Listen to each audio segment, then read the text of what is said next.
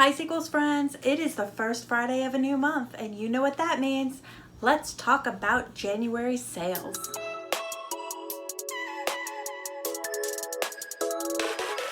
Hi Sequels friends, it is so wonderful to have you here today. Thank you so much for tuning in, and also a big humongous thanks to all of the new subscribers.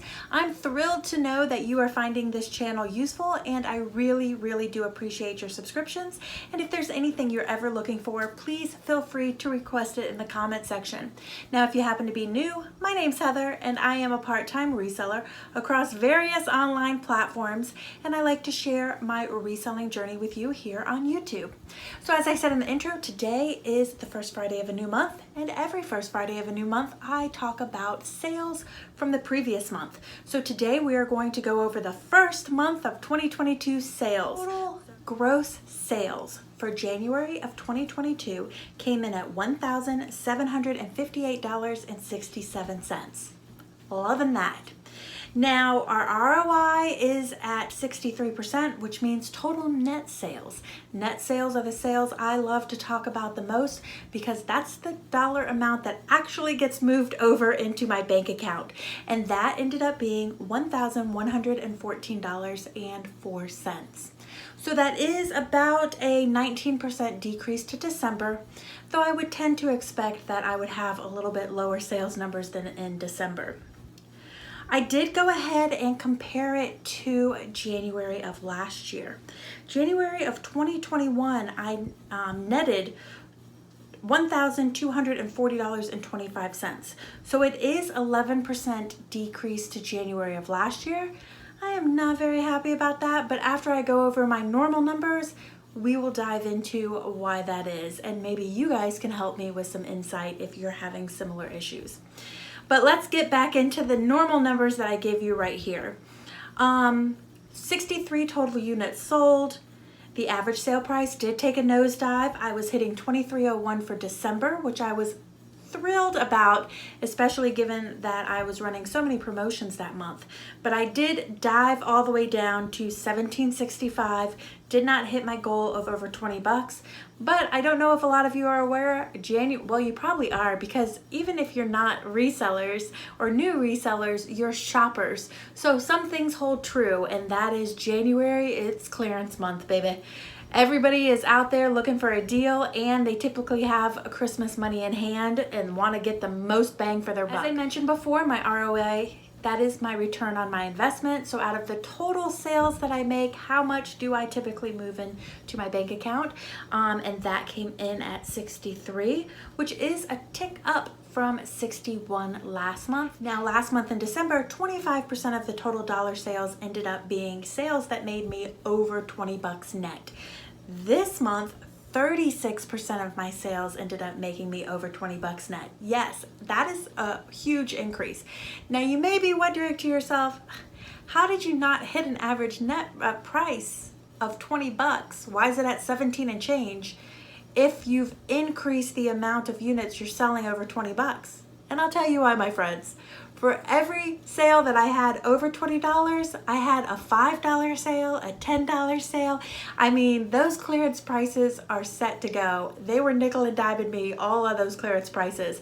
And even if they asked for money off the clearance price, if it's something that I've been holding on to for at least a year, I said, take it, baby, get it out. So that is why my average sale price still did not hit the 20 bucks. As I said, markdowns were up to 22%. Last month in December, they were actually at 13%, and my average is usually around 8 or so percent. So 4 times the normal amount in January. So vintage sales. Vintage sales are a category that I have been going after much stronger, and is one of my goals for 2022 to really increase the amount of vintage I have in my store. Not only am I passionate and have a love for vintage, a love for getting that product back out there and keeping it out of the landfill, but on top of that win-win situation, it brings in good money, and that really has helped to increase my average sale price this year. So that's why it's a push for this last year. So that's why it's a push for this year. Last month I sold on, let's see, where is it at? Last month I sold 29% of my total sales for the month were vintage items, and this month it's already bumped up to 32%. Now let's talk real quick about why my sales are a little bit lower this January compared to last January. And I was really excited to look at this because last January I was on eBay, I was rocking and rolling, my business had caught a little bit of steam, and I was feeling really confident about it. So I was really hoping that I would come in minimum flat to last year, if not higher, which clearly I did not. I'm a little bit lower, but I am shocked as to the reason why. I'm gonna pop up one of my little charts here that shows you my sales by platform. These are my sales by platform for January 2021.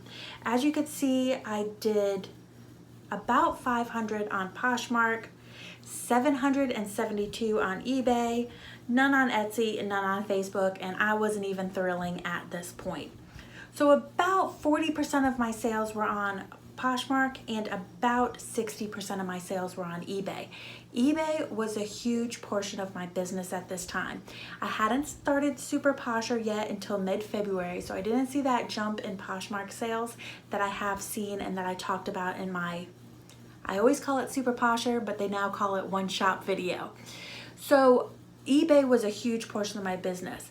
Now let's put that chart, move that down here, and let's put 2021 sales by platform up above it. Poshmark sales have increased to 46%, and they did $512.51. So looking at it, Poshmark did do higher than Poshmark this January versus last January. Last January, eBay had been doing about a little over 60% of the total sales. This year, eBay has only done 33% of the total sales. And you can see that the eBay sales have nosedived. They were at almost $800 last year and a measly $365 this year.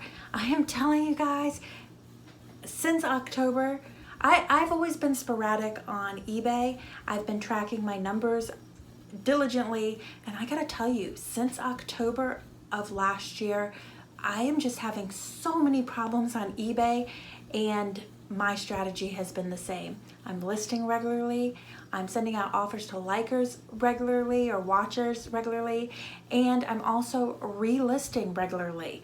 I'm not renewing, I'm actually relisting, and I actually go in a lot of the times and change the description up so that if it hadn't moved in 30 days, then it will help it to move. I do not know what is going on. I read through the forums and a lot of people have a lot of speculation, but nobody has any firm reasons. And the hardest part for me is that my items, if my items aren't the right items to have, it's weird because they are moving on Poshmark, on Etsy, on Thrilling, even a few of them are moving on Facebook, but they are not moving on eBay. So I don't know that it's even like an item problem. I don't know what it is. It's driving me bonkers. It's driving me to the point where I'm about to cross list everything back to Mercari like I was doing this time 2 years ago, just to see if I can make up for these eBay sales. Because if my entire year goes like this, I have to make up for it or else I'm gonna be in trouble. Right now, I am making extra money. I made an extra, what is that? About $250, thankfully, between Etsy, Thrilling, and Facebook. If I didn't have those, then I'd really be in the hole. But the only thing I keep looking at is if I had my eBay rocking and rolling and I have those platforms, I would be so ahead of last year. So it's killing me. I don't know what's going on. If you have any insight, please do go ahead and leave a comment below and let me know how your guys' eBay is doing. I know I asked this a while ago and a couple of you guys had said you're having similar problems since October, but none of us seem to have any rhyme or reason as to the exact reasoning why or how to fix any of it. So it's just a complete bitch session at this point, which is fine, but I'm tired of bitching and I want to see progress. So enough of these nitty-gritty digging into these numbers. Let's talk about something fun now. Let's talk about January BOLOs. I know you guys love this segment of my What Sold videos, and we are going to talk about all the items that netted me over 20 bucks. So these might be things that you'd like to be out on the lookout for when you're out there thrifting. First up, vintage. These are Latina's 1980s white boots. Oh my gosh, could they be any more totally 80s? These came in a Jomar, I believe it was the Jomar vintage shoe box, the last one I bought, which I'm shocked to say I've already sold through 50% of it, and it is on my list of recaps to do for you. I can't believe it because I feel like I just filmed that video. I sold these on Poshmark. I had them listed for $59, but they were in rough condition. So when somebody offered me $38, I took it, and I ended up netting $26.69. Another vintage, but these were actually, I believe, were they in that vintage shoe box as well? I think they were in that vintage shoe box as well. Very 90s stretchy style. I would imagine a lot of people in retail would love this shoe. I think I said that in that video too, so I imagine that I think the same way now that they sold. The black ones were the ones that have sold. I still have the brown pair in my store. They sold on Poshmark. I had them listed for $39. They bought them for $39. Don't you love it when that happens? And I netted $27.49. Hey, guess what? Another vintage item. This is a Misty Harbor jacket that I have had since December 16th of 2020. So it was on clearance at this point.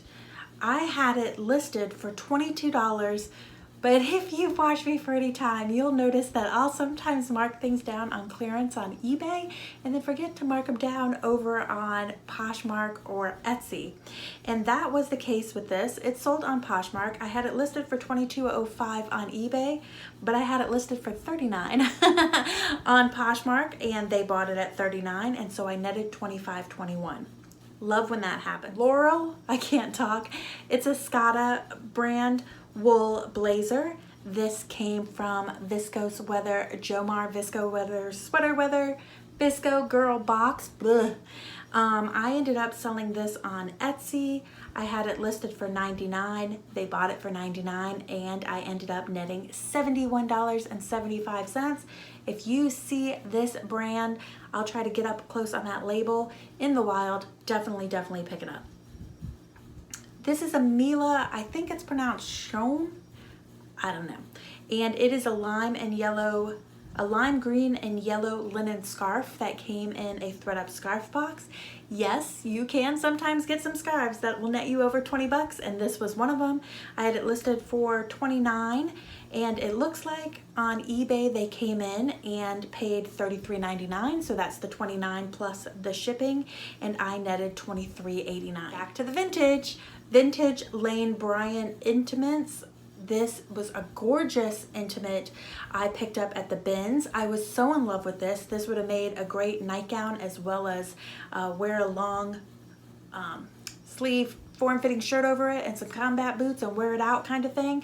But I noticed that the strap where the adjuster was broken. So I ended up listing it for $49, and sure enough, somebody came over on Etsy, bought it for full asking price. I do offer free shipping on Etsy, so I ended up netting $39.79 on that. Not too shabby for an item that was damaged. These silver plate butterfly dessert tongs, I bought some random spoon tong silver serveware auction from Goodwill. I was just like exploring some new categories, and surprisingly some of these items have sold and sold for a decent price. These ended up selling on eBay. I had them listed for $49. They bought them at full asking price, all in with shipping at $55.99, and I ended up netting $41.89. Peter Kaiser navy slingback square-toed pumps came in that Jomar vintage shoe box that you've seen other of the shoebox items sell. These sold on Poshmark. I had to list them for $49. Somebody offered me $35, and I took it and netted $24.29. Hey, guess what? Vintage. Hey, guess what else? It came from the Joe Marsh Vintage Shoebox.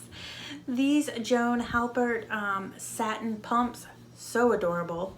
Sold them on eBay, had them listed for $59, took an offer all in at $54.99 and netted $35.59. These Woolrich pants I've had since March. I can't believe they didn't sell quicker. Everything about these are right on trend right now, and they're Woolrich, but they are a size 8 and they're wool. So finally somebody ended up nabbing them on eBay, and they nabbed them on an offer to Watcher, so all in they were at $40.19 and I netted $22.17. All right, folks, this is, if you need to hear this, I'm telling you because I need to hear this, but you may need to hear this as well. If you have something in your fix it pile, fix it and list it, and this is your motivation. I had this box since April, and there were some small spots of mold on this leather jacket, and I read that with some rubbing alcohol you could clean that off no problem. I've had that sitting on my rolling rack since April, and I did not take care of it until the end of December. Yes, so I've had it sitting here for months. I move it every time I thrift new things, get a new box, I'm moving it around. Oh, I gotta clean that. Oh, I gotta clean it. Finally clean it. Listed on 1.3, sells $115. Etsy, no, eBay listed it for $99, ended up selling with the offer to Watcher all in at $103.99 and netted $69.18.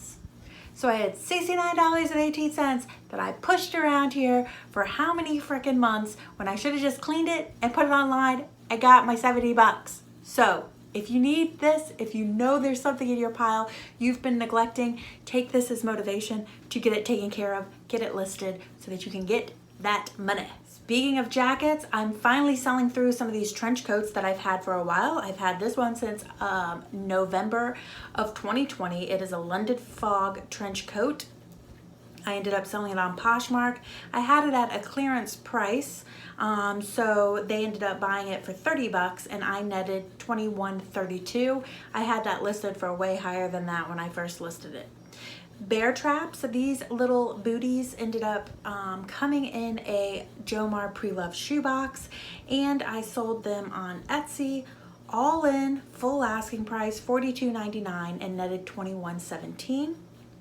Hey, guess what? Some more vintage things. I love, love, love these vintage overalls. I thrifted at Goodwill Outlet, Goodwill Bins. They were an awesome, awesome find. They were plus size, and they are the 80s overalls that have the belt loops so you can cinch the waist all up, which is super trending right now. Those ended up selling on Poshmark. I had them listed for $69, but when somebody offered me $45 and I knew that I only paid $1.11 for them, I said, take the offer, Heather, and I did and netted $34.89. Another vintage item. Clearly a trend going on. This Expressions shift dress, I love this dress. I bought this when I was out thrifting. I believe it was at the Salvation Army in Charlotte when I did my Charlotte travel to thrift. And it's plus size. I can't believe it took since August for this to sell, but it did, and it ended up selling on the Thrilling platform. So it sold for full asking price of $59. I only had to pay 10% fee over there, but I did pay up for it, and this is paying up for it for me in that it was a dress that was $7 instead of the normal $5.69 or whatever I pay. So I ended up netting $46.11. J. Crew, do not overlook that jewelry, especially if it's J. Crew, Ann Taylor, Madewell, Chico. That brand name jewelry from mall stores really does sell. This, I believe, came in a Goodwill blue box, and I had it listed for $29, and on Jomar and on Poshmark, they ended up buying it for full asking price, and I netted $22.15. Chocolate blue flats, I've had these since the end of September. They came in a thread up box. I had them listed for $44. Somebody nabbed them on Poshmark for $44, and I netted $28.56. Just sold these 7 for All Mankind jeans that came in a thread up DIY denim box, which is another box that I've sold through more than 50% off of. And I'm really surprised how much money I made on this denim box. But I ended up selling these on Poshmark, had them listed for $34. They bought them at full asking price, and I netted $24.33. Still definitely worth the pickup if you find them in the wild. All right, Torrid jeans. I see so many resellers talk about how they love to sell Torrid and Torrid makes them money, and I'm assuming that they are people who do not have a net of over $20 price point, because I can barely get rid of Torrid for over 20 bucks. And to be honest with you, the only reason why these made me over 20 bucks is because they came from my closet, so there was no cost involved in them. And that's pretty good because I wore them for like 2 years, so I definitely got my money out of them. I had them listed for $34. I've had multiple offers on them for less than that. Went back and forth with this seller. We ended up hitting at 28, so I made $22.40. This Port Authority leather bomber, this came in a men's thread up box. I was really excited about it because it's such beautiful buttery soft leather. But one of my sequels BFFs, hey girl, told me that this is a big box store brand, and once she told me that, I went in and I lowered the price, so I had it down to $49. It just upsets me because it's such nice quality leather. Kudos. I think it ended up being, I think we're thinking it was Kohl's, but I think it was, I found it on Walmart's website. So I went back and forth with this buyer who was offering me like 20 bucks for it. We ended up settling on 33 and I netted $21.05. Here is another item that sold from my Charlotte Travel to Thrift, and it is another plus item because I hit the plus jackpot when I was at that Salvation Army. I love this romper pinafore overall dress. It's 90s from Main Street Blues. I ended up selling it on eBay. I had it for $59, but I sent an offer and I ended up, they were all in at $56.19, and I ended up netting $32.88. And last up, yes folks, we are through this list, and would you believe it, it is another vintage item. This is a 90s vintage suede brown Bob Mackie jacket that I nabbed locally here at the Brother Wolf Thrift. I did pay up for it. I paid $9.99. It sold on Poshmark. I took an offer. I had it listed for $59. Somebody offered me $40, and you know, it's the end of January, so I'm trying to make them numbers. So I'm taking those offers, and I ended up netting just $21.50 on it. So that's where we're at. As you can see, vintage is continuing to rock and roll for me, and I hope you're doing well with it as well. And I hope that your month of January for 2022 is already off to a good start. Thank you so much for tuning in. If you are still here, go ahead, do it. Hit that subscribe button, ring that bell so that you're notified every Friday when I upload new videos. If you made it all the way to the end, congratulations. You need to be a sequels friend. Hit the subscribe. Thank you guys so much for tuning in. I really, really do appreciate it. I hope you found this video useful, helpful, informative, and I will see you next Friday with some more reselling content. Have a great one, guys. Bye. Back to the vintage bandwagon. Hey, look, it's Laurel. I can't talk. It's a Scotta brand. My fan's blowing my hair in my face and it's driving me nuts. Okay, we'll see how that goes, and you know I will share all the nitty-gritty. I almost threw my iPad on the floor. And you know